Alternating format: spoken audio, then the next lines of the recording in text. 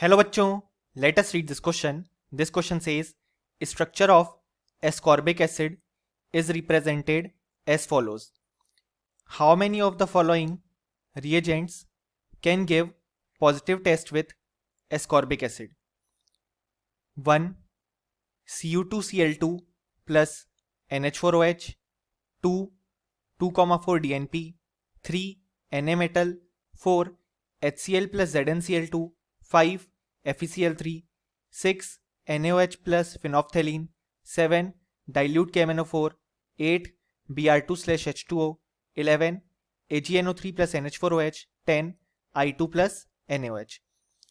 सो इस क्वेश्चन को सॉल्व करने के लिए हमें जो की कंसेप्ट रिक्वायर्ड होगा वो होगा tests for checking the presence of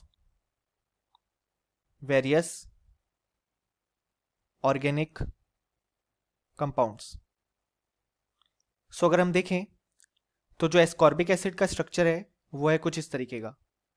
यहाँ पे एक 5 नंबर रिंग है, देन यहाँ पे डबल बॉन्ड O, देन इस पोजीशन पे OH, देन ये अटैच्ड है CH, OH,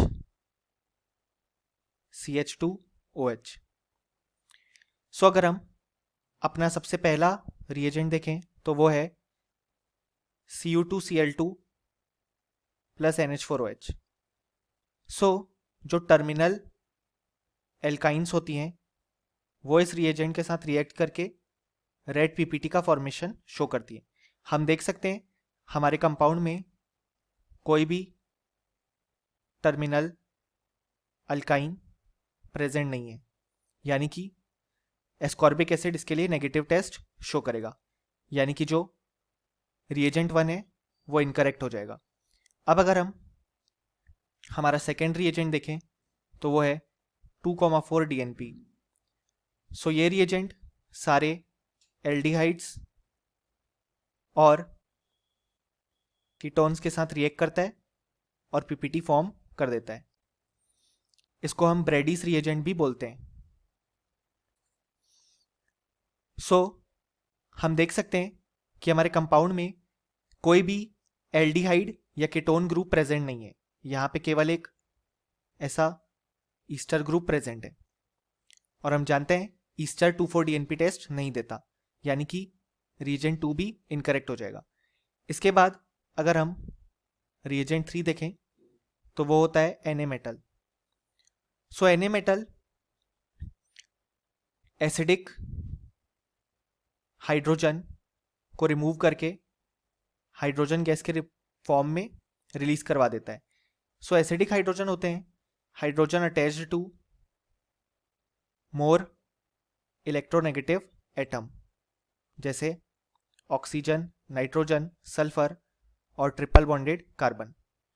सो हम देख सकते हैं कि एस्कॉर्बिक एसिड में यहाँ पे बहुत सारे हाइड्रोजन हैं जो कि ऑक्सीजन से अटैच्ड हैं, यानी कि ये Na-metal वाली टेस्ट को पॉजिटिव रिजल्ट देगा. सो हमारा जो रिएजेंट 3 है वो करेक्ट है. अब अगर हम हमारा रिएजेंट 4 देखें तो वो है HCl प्लस ZnCl2.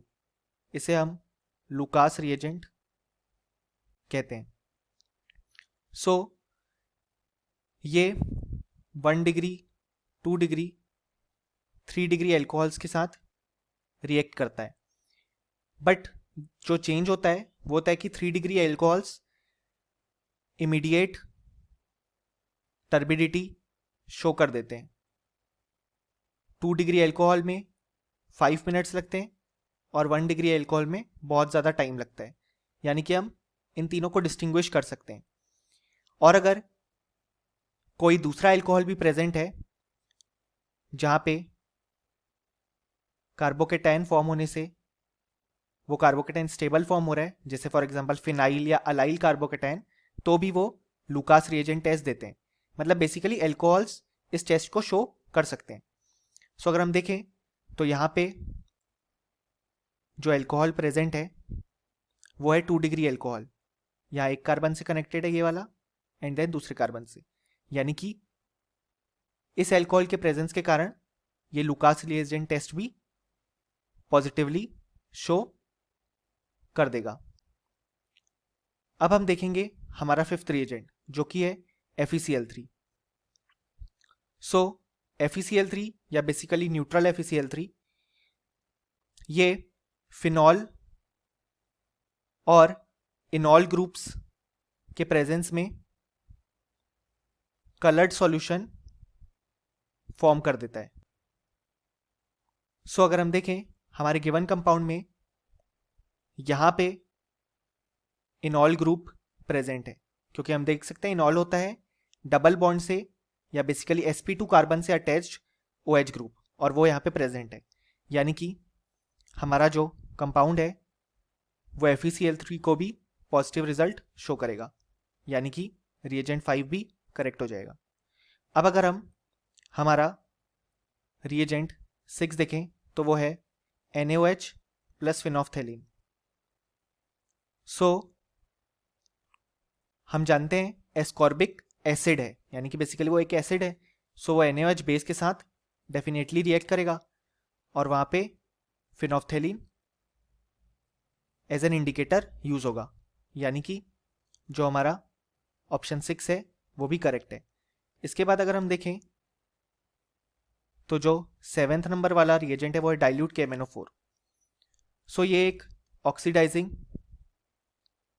एजेंट की तरह एक्ट करता है जो कि डबल बॉन्ड ट्रिपल बॉन्ड को ऑक्सीडाइज कर देगा। सो हम देख सकते हैं कि हमारे कंपाउंड में यहाँ पे डबल बॉन्ड प्रेजेंट है, यानी कि डाइल्यूट KMnO4 को ये पॉजिटिव रिजल्ट शो करेगा। इसके बाद अगर हम देखें हमारा 8th रिएजेंट तो वो है ब्रोमीन वाटर। सो ब्रोमीन वाटर क्या करता है, अगर double bond triple bond phenol या एनिलीन इन चारों में से कोई स्ट्रक्चर प्रेजेंट है तो ब्रोमीन वाटर डीकलराइज हो जाता है। सो हम देख सकते हैं ऑलरेडी कि हमारे एस्कॉर्बिक एसिड के स्ट्रक्चर में यहाँ पे डबल बॉन्ड प्रेजेंट है तो ये ब्रोमीन वाटर भी डीकलराइज कर देगा। सो ये रिएजेंट भी करेक्ट है। इसके बाद अगर हम देखें तो जो हमारा 9th नंबर वाला रिएजेंट है वो है AgNO3 प्लस NH4OH। इसे हम टॉलेंस रिएजेंट भी कहते हैं। इसके रिजल्ट में हमें सिल्वर मिरर का फॉर्मेशन देखने को मिलता है और ये टेस्ट सारे एल्डिहाइड्स, टर्मिनल, अल्काइंस और फॉर्मिक एसिड शो करते हैं। अब हम देख सकते हैं कि हमारे एस्कॉर्बिक एसिड के स्ट्रक्चर में ना तो कोई टर्मिनल अल्काइन है, ना ही एल्डिहाइड है, ना ही कोई फॉर्मिक एसिड है, यानी कि रिएजेंट 9 इनकरेक्ट हो जाएगा। इसके बाद जो लास्ट रिएजेंट है वो है I2/NaOH, जिसको कि हम हेलोफॉर्म टेस्ट का रिएजेंट भी कहते हैं। इसमें क्या होता है कि हमें C+O group attach to CH3 चाहिए होता है, तभी ये आयोडोफॉर्म टेस्ट शो करता है और CHI3 का येलो PPT फॉर्म कर देता है।